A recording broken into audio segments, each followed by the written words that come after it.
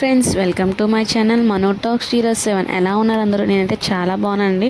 So మీకు last వీడియోలో చెప్పాను కదా, నా ట్రైన్ లేట్ అవ్వడం వల్ల మేము next day afternoon 2 o'clock reach అయ్యాం. సో అక్కడ నుంచి ఇంకా అందరం కలిసి శ్రీకాళహస్తి వెళ్ళిపోయాము. శ్రీకాళహస్తి వెళ్ళిపోయి ఇంకా ఫ్రెష్ అయిపోయి టెంపుల్కి వెళ్ళిపోయాం. టెంపుల్కి వెళ్ళిన ఒక 10 minutesలో మాకు దర్శనం అనేది అయిపోయింది.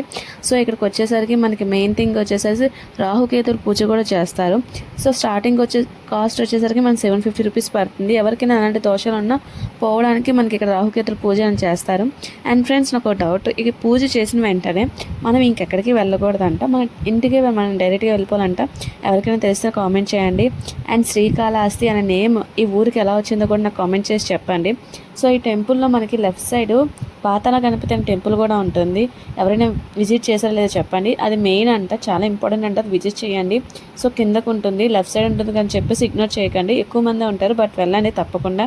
అండ్ బయటకు వచ్చేసరికి మన గోపురం ఉంటుంది, చాలా బాగా నచ్చింది. టెంపుల్ లోపల కూడా బాగుంది, బట్ ఫోన్ ఎలా లేదు కాబట్టి ఇంకా నేను ఏం వీడియో తీయలేకపోయాను, బయట వీడియో తీశాను.